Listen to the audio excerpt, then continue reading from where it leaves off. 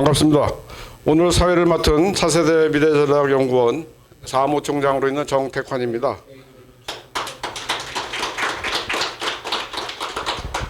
오늘 이 세미나는 차세대 미래전략연구원 미래지식사회연구회가 공동 주최하는 학술 세미나로서 자유기업원과 자유상생 네트워크가 후원하는 행사입니다. 바쁘신 가운데도 이 자리를 찾아주신 분들께 이 모임을 주관한 기관을 대신하여 깊은 감사의 말씀을 드리겠습니다. 초거대 광역권, 메가리전, 이것은 대중들에게는 좀 생소한 단어일 수도 있겠습니다. 그렇지만 미래 국가 경쟁력과 관계하여 우리의 그 국토종합개발과 행정체제 또 지역 발전에 큰 영향을 끼칠 수 있는 아주 중요한 주제이기 때문에 여러 전문가와 또 시민들이 머리를 맞대고 공부하고 토론하는 자리를 마련했습니다. 이 자리에 참석해 주신 내외 귀빈들께 감사드리며 학술 세미나를 시작하도록 하겠습니다. 먼저 국기에 대한 의례가 있겠습니다. 나는 자랑스러운 태극기 앞에 자유롭고 정의로운 대한민국의 무궁한 영광을 위하여 충성을 다할 것을 굳게 다짐합니다.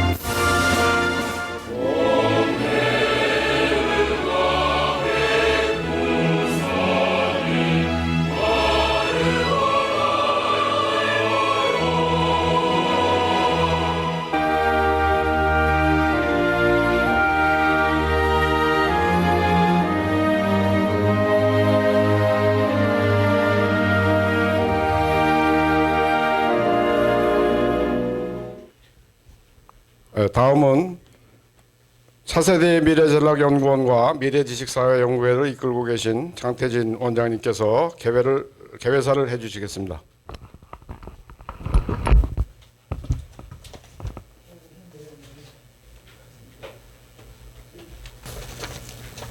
네, 차세대 미래전략연구원과 미래지식사회연구회가 공동 주최하는 메가리전의 등장과 행정체제 개혁 세미나에 참석해 주신 내 귀빈 참석자 여러분께 먼저 환영과 감사의 말씀을 드립니다.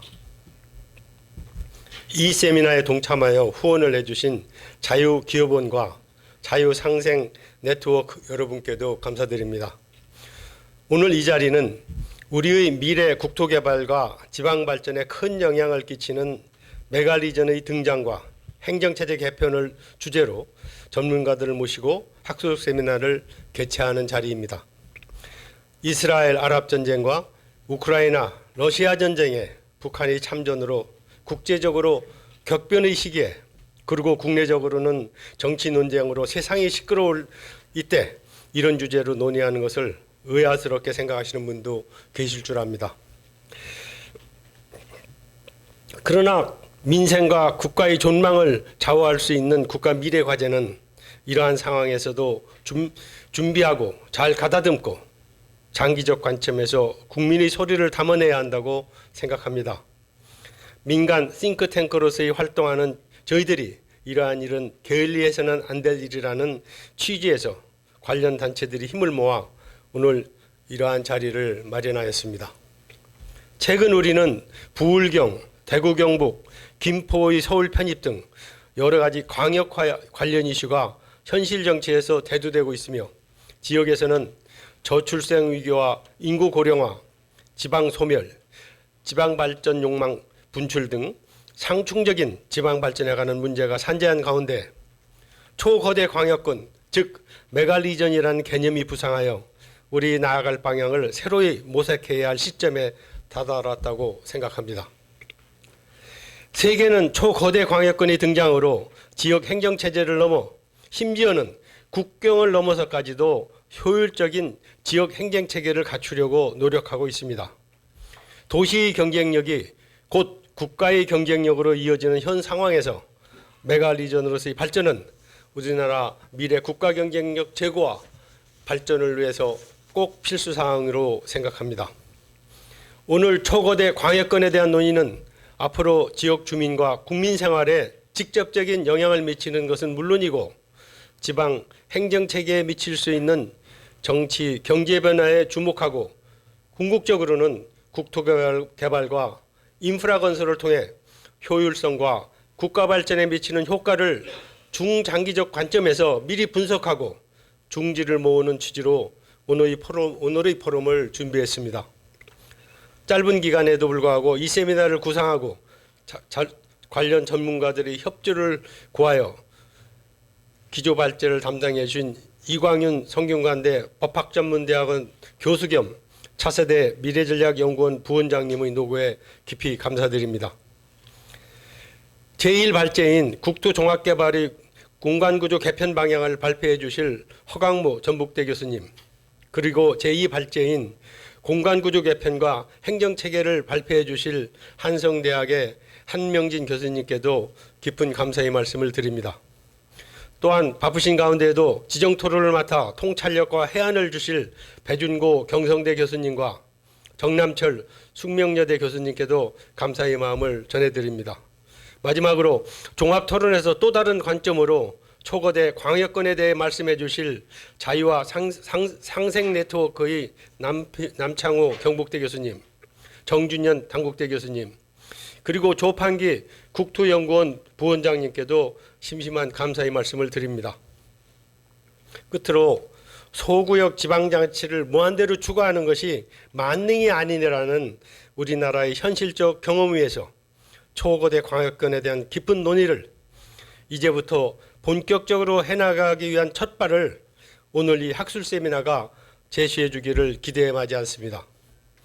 오늘 이 세미나가 진지하고 통찰력 있는 토론으로 우리나라의 국도 발전과 지방 발전의 미래의 등불을 밝히는 좋은 계기가 되기를 희망합니다. 감사합니다.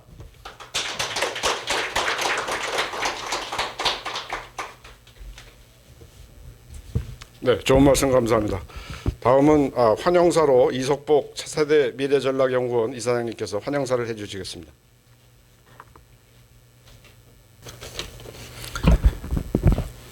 오늘 날씨도 고르지 못하고 낯도 있지 않은 내용의 학술 대회이지만 많은 분들께서 참석해 주셔서 관심을 표명해 주셔서 감사드립니다. 차세대 미래전략연구원에서 심부름을 하고 있는 이석복입니다. 오늘 특히 대한민국 지키기 불교도 총연합은 정기 임원회의가 있으신데도 불구하고 상임 대표이신 박희도 전 육군참모총장님과 임원분들이 본 세미나에 참석하시는 것으로 정기 임원회의를 가름하신 데 대해서 존경의 말씀을 올립니다. 우리 박희도 전 육군참모총장님과 그 임원들을 위해서 한번 박수 한번 해주시죠. 예.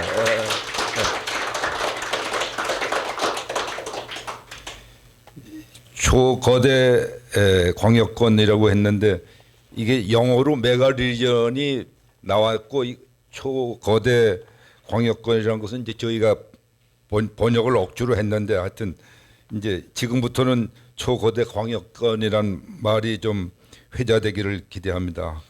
이 초거대 광역권이 등장하고 행정체제 개혁이란 주제로 우리 참여원과 사단법인 미래지식사회연구원이 공동으로 학술대회를 준비한 것을 먼저 번 저출산 대책 세미나에 이어서 저희가 우리나라 미래를 위해 두 번째 회심작으로 판단했기 때문입니다. 오늘 발표할 내용들은 2026년 지방선거를 앞두고 아마 최대 화두가 되지 않겠나 생각합니다. 현재 추진되고 있는 대구, 경북, 부산, 경남, 대전, 충남의 그 행정 통합 추진을 넘어서서 메가시티와 메가리전의 신개념을 통해 우리는 경제 성장과 혁신을 촉진하고 다양한 문화와 자원을 연결하며 세계적 경쟁력을 달성할 수 있는 방안을 모색할 것입니다. 또한 고속 열차의 중요성을 환기시켜 이를 통해 지역 간 연결성을 높이고 경제적 성공을 반영하는 메가리전을 구축하는 방안을 논의하게 될 것입니다.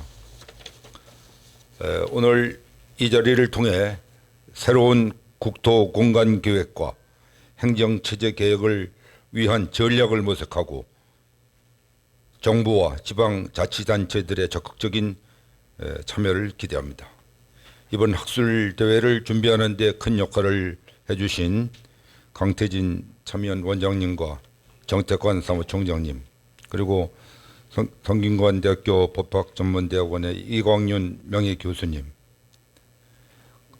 좌장을 맡아주신 이태환 부원장님과 주제 발표를 해주시는 교수님들께 특별히 감사를 드립니다. 다시 한번 참석해 주신 장태병 농수산위원장님을 비롯한 모든 분들께 두 손 모으고 갑진년 한 해를 잘 마무리하시길 기원드리며 오늘의 학술대회가 성공적으로 진행되기를 기대합니다. 감사합니다.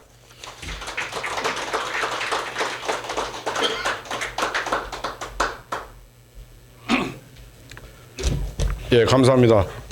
오늘 이 자리를 빛내기 위해서 여러 기념 촬영을 하신 뒤에 그다음 2부 본격적인 발제와 지정 토론, 종합 토론을 진행하도록 하겠습니다. 오늘 기조 발제는 국토 공간 계획과 행정 체제 개혁을 주제로 이광윤 성균관대학교 법학전문대학원 명예교수님께서 해주시고 이 교수님은 차세대 미래전략연구원 부원장님이시기도 합니다. 부탁드리겠습니다.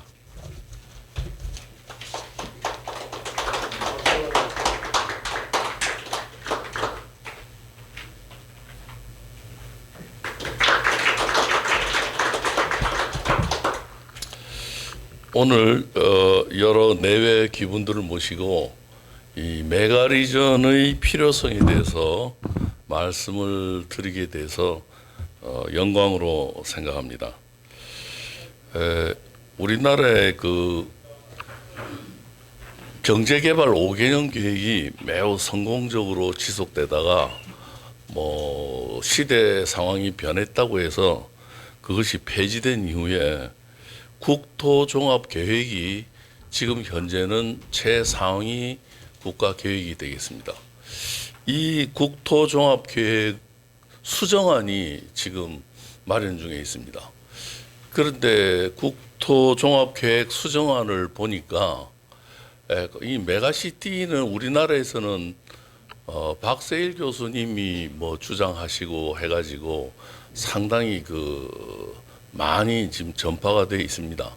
그런데 그 개념의 범주, 그러니까 큰 대도시를 중심으로 한 주변, 이러한 메가시티 개념을 가지고 아직도 얘기를 하고 있는데 거기에서 인구 500만 규모의 덴마크나 뉴질랜드와 같은 형태의 이 메가시티로 우리나라를 만들겠다는 그런 구상입니다.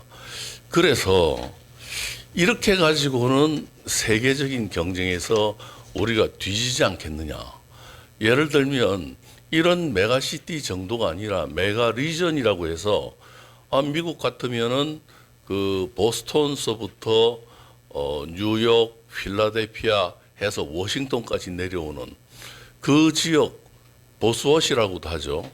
그 지역이 지금 세계 최대의 경제 생산 지역입니다. 그리고 두 번째로 경제 생산 지역이 큰 단위가 일본이 되겠습니다. 일본에 보면은 과거에는 동경권, 오사카권 이렇게 나눴습니다. 그런데 지금은 동경, 나고야, 오사카 그래서 앞으로 저 후쿠오카까지 그거를 포함해서 거대한 메가리전을 형성한다는 겁니다. 그러면 일본 같으면 그게 이제 그러면 인구가 약 7,500만 정도가 되고 미국도 한 6천만 지금 됩니다. 그런데 옆에 중국을 보면 중국에는 그런 메가리전만 해도 몇 개가 되는데 그 중에서도 큰 것이 이게 인구가 2억이 됩니다. 이게 삼각주 지역이라고 보통 부르는 중국의 상하이, 난징, 항저우 지역 이 경우에는 인구가 2억 명이고 경제 규모도 2조 2천억 달러 이상의 경제 규모를 가지고 있습니다. 그런데 우리나라는 일본이나 중국과 같은 이러한 거대 메가리전 이 사이에 존재하는데 인구 500만 정도의 그런 뭐 덴마크 뭐 이런 나라 모델로 해가지고 이게 경쟁이 되겠습니까? 이거 도저히 경쟁이 안 된다. 자칫 잘못하면 이게 동아시아 물류가 일본에서 상해로 바로 가버리고 부산항으로 안 온다는 얘기가 됩니다. 그렇게 되면은 이거는 완전히 마지막하게 우리가 국제적인 경쟁에서 뒤떨어질 수 있기 때문에 이것은 곤란하지 않느냐. 또 유럽의 상황을 보더라도 유럽의 이제 그 핵심 지역이라고 하는 것은 원래 영국의 요크셔부터 시작해가지고 유럽 대륙으로 와서 암스테르담 해서 라인강을 따고 쭉 내려와가지고 밀라노까지 이르는 그 지역이 되는데 그게 골드 바나나 지역입니다. 그런데 이게 영국의 브렉시트 이후에는 뭐 영국을 제외하고 이제 유럽 대륙만 가지고 얘기를 하는 경향이 있습니다. EU의 뭐 정책 자체가 그런데 그 지역도 인구도 대단하고 근데 거기에다가 그 라인강 주변만 하는 것이 아니라 왼쪽으로는 파리 그리고 오른쪽으로는 뮌헨을 포함한 그 지역을 유럽에서는 지금 블루 바나나라고 하는 바나나 모양으로 생겼다고 해서 그걸 메가리전으로 삼고 있습니다. 그러면 그거 이제 우리나라는 어떻게 되느냐? 미국 쪽에서는 벌써 우리나라는 하나의 서울 부산 축을 하나의 리전으로 그 서울 부산을 하나의 리전으로 본다고 하는 것은 밤에 우주선에서 우리나라를 봤을 때 불빛이 거의 이어져 있다는 겁니다. 그래서 저는 경제 활동이 활발한 하나의 지역으로 보는데 이게 서울 부산 다 합해가지고 대한민국의 하나로 보게 되면 이게 유럽의 그 바나나 지역, 블루 바나나 지역의 한 절반 정도의 생산력을 지금 가지게 됩니다. 그러니까 우리도 유럽과 경쟁하려면 절반 정도 가져야 됩니다. 지금 방산 문제만 해도 그렇고 여러 가지로 유럽하고 지금 경쟁이 되고 있는데 뭔가 여기에서 머물러서는 우리가 곤란하지 않겠냐 하는 것이 이번 연구를 하게 된 핵심적인 문제입니다. 그래서 이 메가리전으로 말할 것 같으면 세계 인구의 지금 18%만이 이런 세계 40개 메가리전에 살고 있는데 이것이 세계 경제 활동의 66%하고 기술 및 과학 혁신의 85%를 달성하고 있습니다. 그러니까 우리도 이런 데 끼어들어야 되는 겁니다. 그럼 크기만 하면 좋으냐? 크기만 해도 좋은 이점이 있습니다. 미국 같은 데도 보면 이 메가리전의 안에 들어가 있는 소도시들 이런 소도시들의 경제 활동이나 소득이 메가리전에 들어가 있지 않는 뚝 떨어진 지역에서의 소도시보다 월등히 높습니다. 그러니까 소도시 입장에서도 이런 데 들어가야 된다는 거죠. 들어갔을 때 그것을 연결시킬 수 있는 그런 연결점이 필요하지 않습니까? 거기에 가장 큰 역할을 하는 것이 고속철도라는 겁니다. 그런데 고속철도가 우리나라도 지금 KTX가 지금 있습니다만은 지금 뭐 상영 속도가 200km 남짓밖에 안 됩니다. 중국에서는 곧 400km로 상용시키겠다고 하는데 중국의 절반 속도 이건 너무 늦다는 거죠. 또 프랑스의 떼제베하고 비교해서도 우리가 너무 늦는 거죠. 이렇게 하면 경쟁력이 이게 뒤떨어지지 않느냐. 더구나 우리는 뭐 수익성 문제로 정류장을 많이 만들고 그걸 갖다가 뭐 서울, 대구, 서울, 부산 이렇게 직행 운행하는 것이 아니라 중간중간에 섭니다. 그러면 이게 시간이 많이 걸려가지고 안 된다는 겁니다.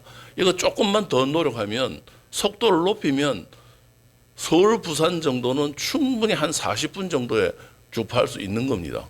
그러니까 1시간 이내로 이걸 묶어 놓으면 서울이다 부산이다 할 거 없는 겁니다.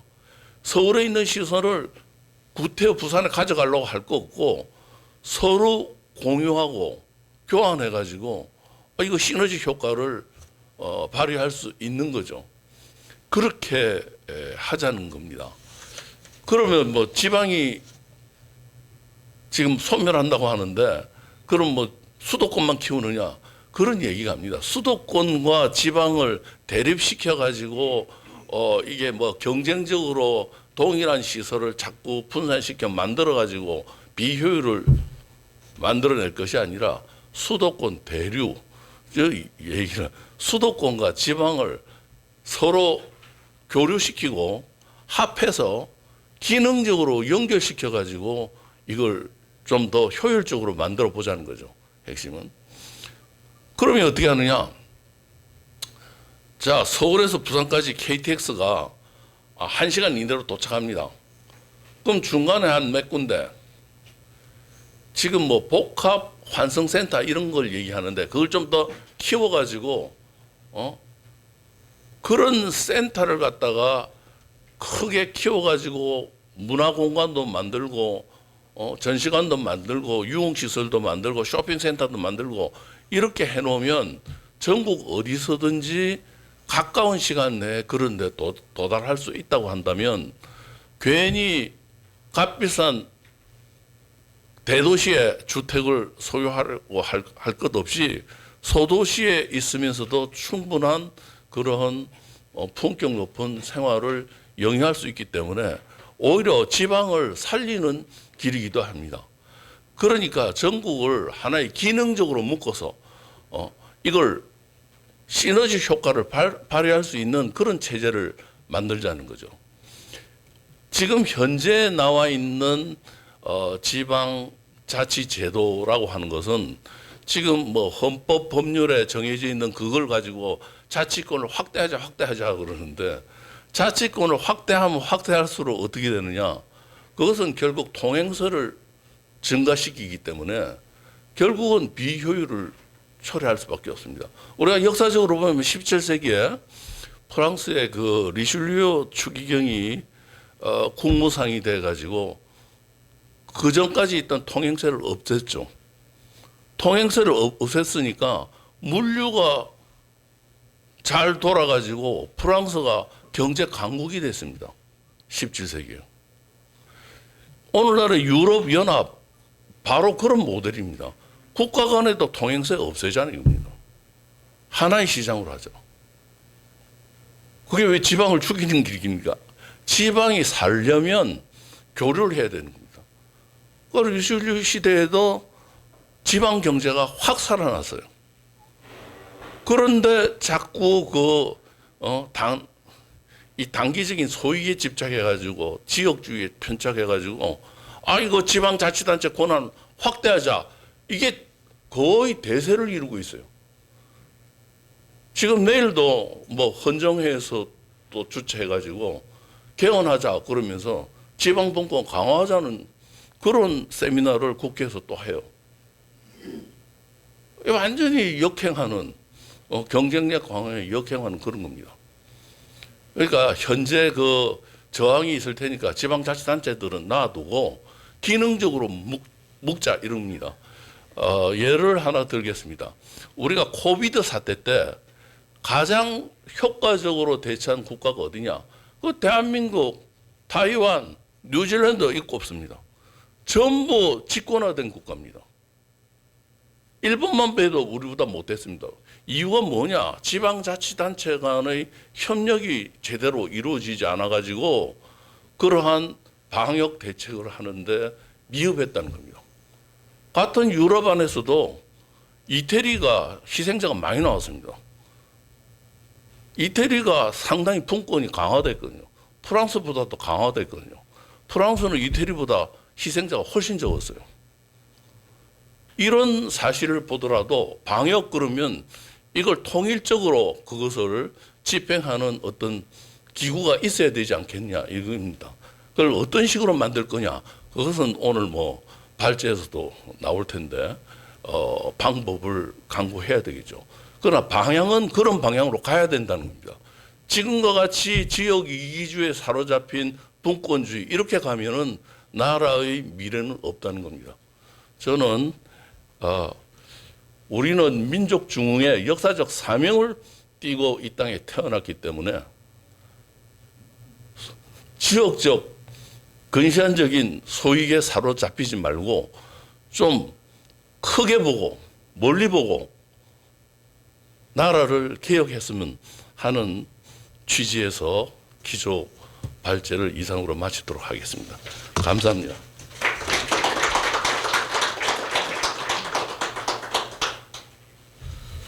여기서 저 1부 순서를 마치고 2부의 본격적인 발제와 지정토론, 종합토론에 들어가기에 앞서서 잠시 사진 촬영하는 포토세션을 가지도록 하겠습니다.